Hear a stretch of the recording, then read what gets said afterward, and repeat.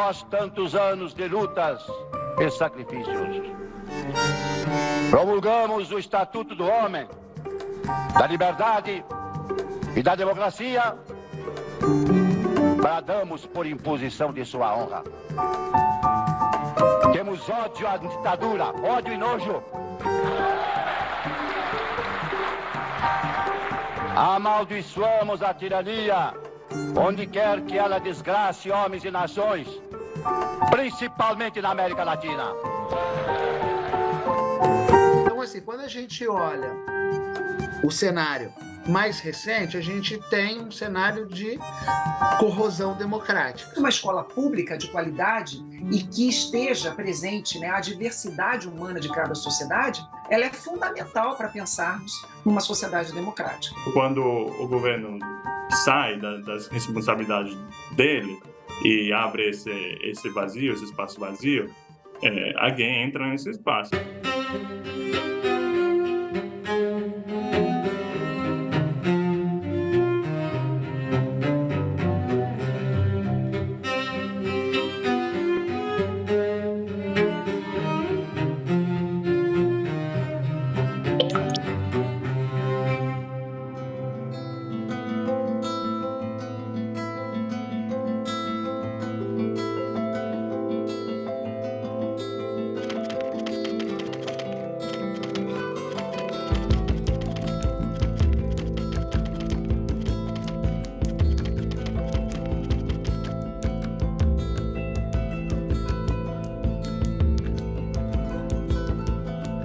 Mas a gente tem que entender o próprio cenário latino-americano como também um cenário em construção dessa democracia. Se a gente pensa a história latino-americana, a democracia é a exceção, né? Se a gente pensa o projeto colonial, se a gente pensa o período, né, das ditaduras militares, a democracia ela é a exceção da história latino-americana. A maioria dos países da região são democracias, mas é uma democracia que as instituições e a cultura política, ela ainda não tem uma maturidade, ou pelo menos aquilo que considera-se como uma maturidade democrática, a literatura considera como, né, essa consolidação democrática no histórico maior. A democracia liberal, ela não é algo que já se construiu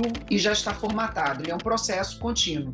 Então, nesse sentido, ela tem ainda que se consolidar ou, né, se transformar, a se adequar às necessidades sociais, e um acerramento do mal-estar que é claramente relacionado a essas promessas não cumpridas, ou seja, um processo que está diretamente relacionado ao capitalismo e às suas feições, né, de desigualdade social, né, de frustração, de produção de ressentimento, né, ou seja, e que isso é amplificado claramente no século XXI pela extensão das redes sociais. Esses governos, né, de Bolsonaro, de Trump, eles chegam ao poder quando o cidadão se cansa, né, de não ter respostas aos principais problemas, né, desigualdade, injustiça social, falta de segurança em sentido amplo, né, habitacional, de saúde, da constante possibilidade de cair na teia da criminalidade organizada. Esses governos, né, eles ganham força pela falta de respostas dos precedentes, basicamente, né? Então, ele não tem interesse nenhum na contenção desses dramas, né? A prossecução da insegurança, a prossecução da injustiça, a prossecução da desigualdade constitui a maior chance de reeleição, de continuidade do poder desses governos, né? Esta frustração social que acaba, né, sendo capturada por um discurso, né, de uma, como ele mesmo coloca, de uma irracionalidade aplicada, que é o discurso da extrema-direita. Ou seja, essa capacidade de alinhar, né, um discurso aos anseios de uma população claramente ressentida, frustrada. O que nós não podemos, né, deixar de ver, né, que o modelo, né, ainda ainda de hegemonia neoliberal, claramente, né? Num sentido de uma concentração de renda sem precedentes. No continente é muito mais frágil a democracia, seja por... Assim, e a gente tem vários exemplos, né? Assim, nesse período a gente tem 20 presidentes da República, 20 e pouco, depende do ano que você olha, mas são aproximadamente 20 presidentes da República que não completam o seu mandato. Você tem uma própria população, né, na região que tem uma descrença muito grande nas instituições políticas tradicionais, partido, Congresso, os próprios políticos, né? Você tem como complementariedade a isso uma crença, uma dificuldade de crer na democracia como um regime ideal. Nós somos seres movidos por paixões. E essas paixões precisam ser clarificadas em função de personalidades específicas. Porque não é simplesmente a propaganda fascista que é dirigida e atinge aquelas pessoas como robôs. Não. Existem uma série de elementos que não são a priori determinados, mas que precisam ser levados em conta em termos de mobilizações de sentimentos e de afetos. E isso a extrema-direita trabalha muito bem. Nesse sentido, a verdade não é algo fundamental, não é algo que se procura. Essa audiência, ela procura estar agitada e, segundo o Adorno, de uma forma a descolar ou deslocar o seu mal-estar contínuo, né? As suas frustrações contínuas. Por conta de um enfraquecimento dessas instituições democráticas, é um discurso que é potencializado pela descrença às instituições. Então, por exemplo, se nega os partidos políticos como espaços de representação, né, de ideias políticas, até mesmo do discurso do politicamente correto, no qual você coloca também, né, alguns direitos e algumas garantias, né, constitucionais como algo muito mais discursivo do que propriamente um direito garantido, né, pelas instituições. E é importante ressaltar que a tradição integracionista da América Latina ela está fundamentada numa busca por uma maior autonomia, né, dos países da região. Ela surgiu, ela tem essa maravilhosa, né, tradição de busca para uma maior autonomia e de quebra, né, dos históricos padrões de dependência que os países da região têm, né, visa aos países do centro do sistema global. Essa quebra de dependência, ela é essencial também, não é só em termos econômicos, né, mas ela é essencial também para a real defesa dos direitos humanos, né, porque a gente precisa de uma defesa, né, que esteja baseada nas especificidades históricas e culturais da região.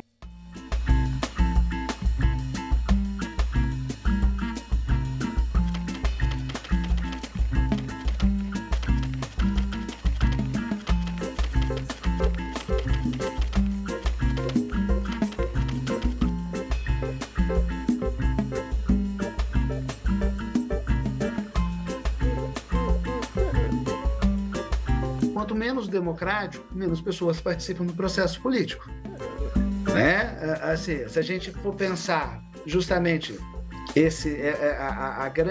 o grande fortalecimento da democracia, o grande ganho da democracia no período pós-ditadura militar, é o aumento, né, da participação democrática. Então, assim, você tem um aumento dos partidos, você tem um aumento dos movimentos da sociedade civil organizados, né, em pautas específicas, você tem grupos que não tinham condições de acessar, né, o processo decisório do Estado, que passam a ser incorporados nos processos de decisão, seja pela criação de instituições de participação social, instituições que permitam, né, sei lá, conselhos, que permitem que grupos que antes não estavam representados acessem ao Estado.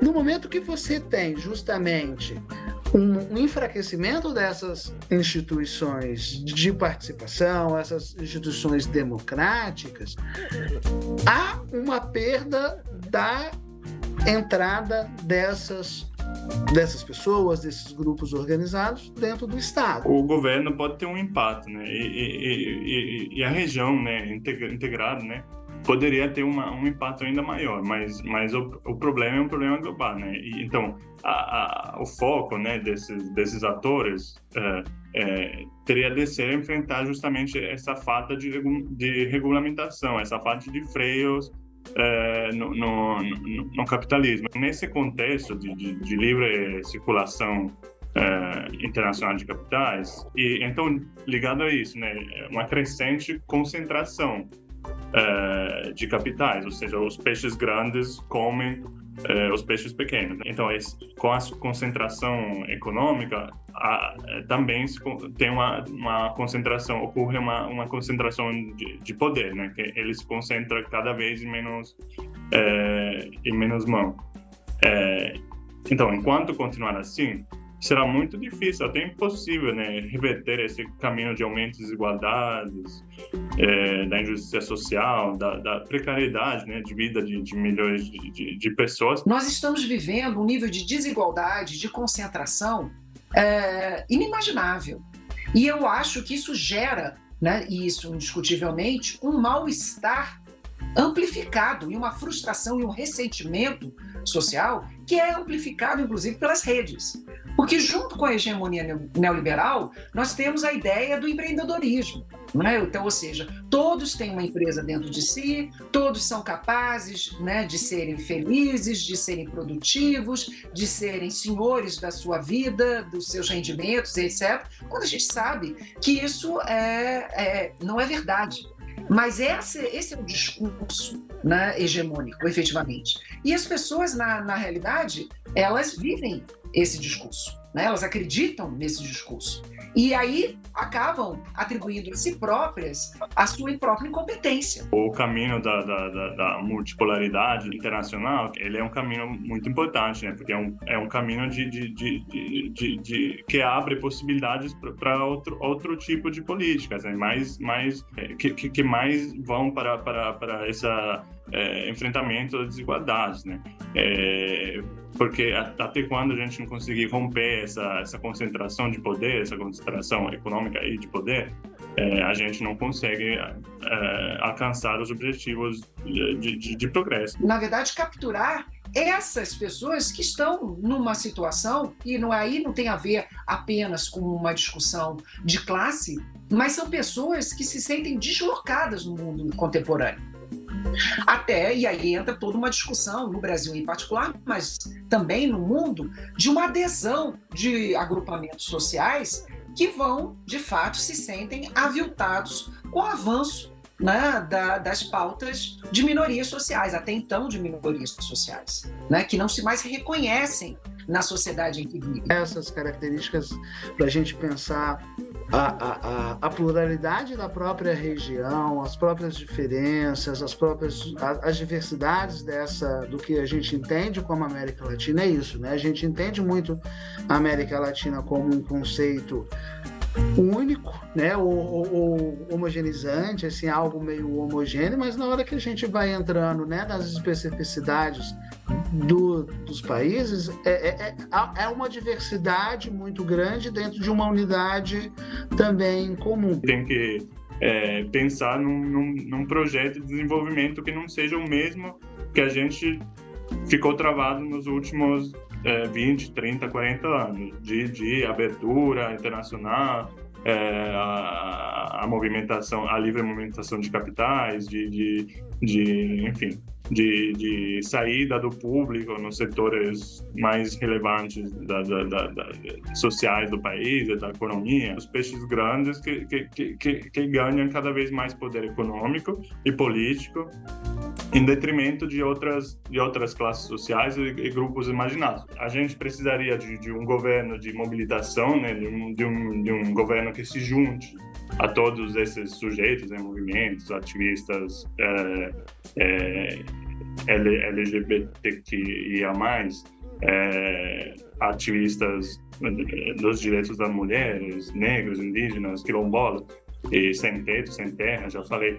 Precisa de um governo que atue juntos a esses sujeitos que conseguem alimentar a vida democrática do país. O Brasil é um país que, depois da ditadura militar, não passou a limpo os efeitos da ditadura, né, que foram longos, sobre a nossa sociedade, ao contrário de outros irmãos latino-americanos que fizeram um processo, né, de memória, de explicitação para as novas gerações, né, das consequências de períodos ditatoriais. Nós não fizemos isso, nós fizemos uma anistia ampla, geral e restrita, em que, na verdade, para as novas gerações, ficou como um apagamento completo das consequências drásticas de 21 anos de ditadura militar.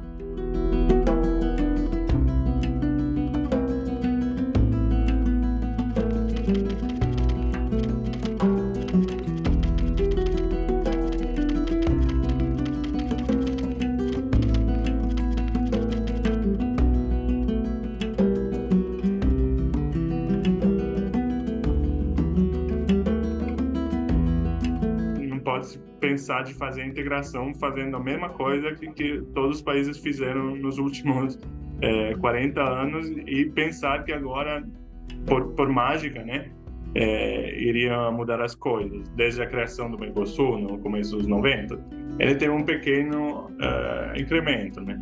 E depois, em seguida, caiu e continuou caindo e basicamente agora tem um intercâmbio comercial que é muito baixo. Não tem como falar em integração com esse nível de intercâmbio, com esse nível de relação entre os países do Mercosul. A democracia, ela é um processo.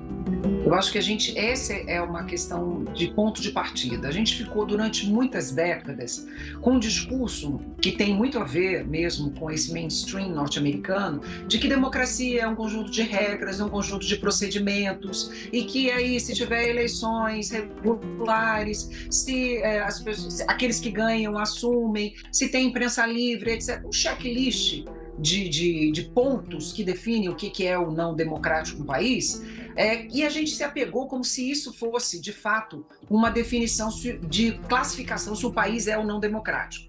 Na verdade, o que a gente está descobrindo é que isso é muito pouco para aquilo que a gente pode pensar, né, e desejar sobre uma sociedade democrática. Justamente a partir do momento que esses estados buscam uma cooperação entre esses estados e entre os atores, né, da sociedade civil, entre esses atores da sociedade latino-americana, que você tem uma possibilidade de avanço, né, e contribuição para uma melhoria dessa agenda de direitos humanos compartilhada. Por exemplo, então, assim, você tem no âmbito do Mercosul um sistema de previdência compartilhado, né? Então, um trabalhador pode trabalhar em outro estado, contribuir para a previdência local, avançar quando retorna, né? Aquilo computa para a previdência. Mas é isso, mas a gente não tem hoje na região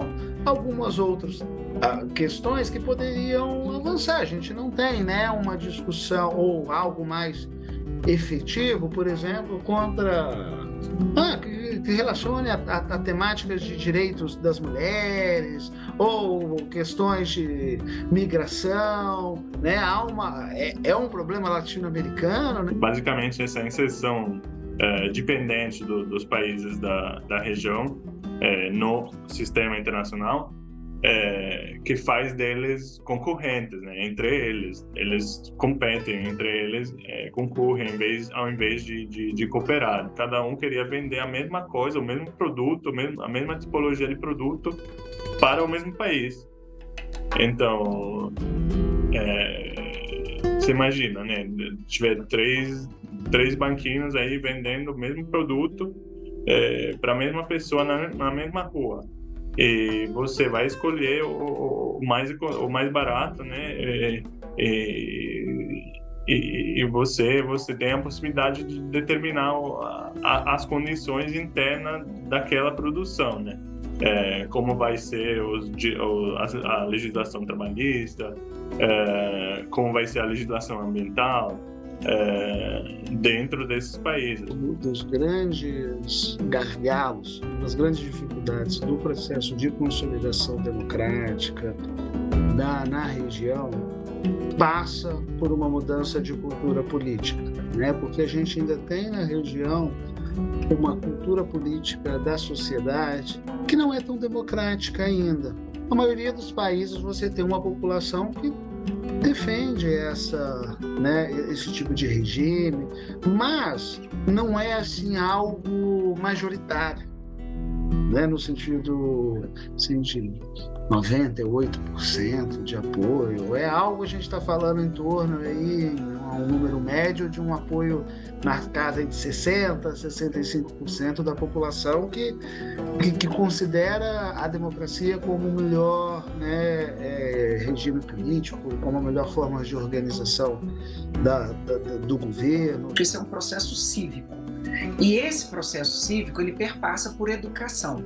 E a educação, mais uma vez, a educação não como apenas uma série de conteúdos a serem repassados, né? Aí numa formalidade, mas em processos vividos. Por isso a educação pública, ela é fundamental. E para autores como Axel Honneth, a educação e democracia são coisas que não podem ser separadas. O que ele via como uma escola, de fato, democrática é aquela que unisse, né, as várias classes sociais, as várias orientações sexuais, as várias cores, enfim, que fosse um espaço, de fato, de conflito e de resolução de conflito. Isso que é fazer política. Política é a arte da negociação. Mas para isso, a gente precisa viver a política. Mas o ponto é, como melhorar a democracia? E eu acho que isso só passa no momento que as pessoas entendem como que a democracia funciona, como que essas instituições funcionam, até para entender os limites, as dificuldades que são feitas e propor melhorias, né? Porque então isso passaria, sim, por ações de educação política. Eu entendo que o ponto é justamente uma consolidação de uma cultura política democrática, né? E isso passa por educação política.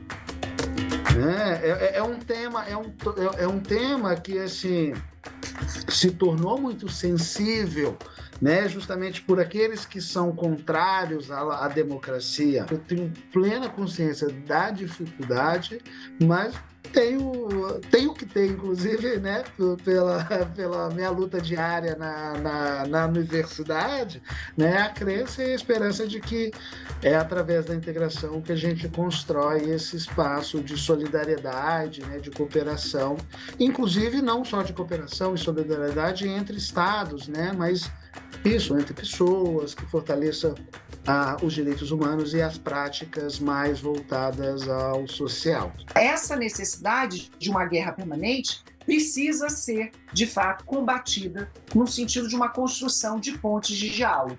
Porque quando não há esse diálogo, o caldo cultural autoritário ele fica muito efervescente. Então é preciso que a gente construa essas pontes. É preciso de um governo que atue juntos a esses sujeitos que conseguem alimentar a vida democrática do país. Eu tenho esperança, né, de que a integração regional seja esse vetor, né, de consolidação desses direitos.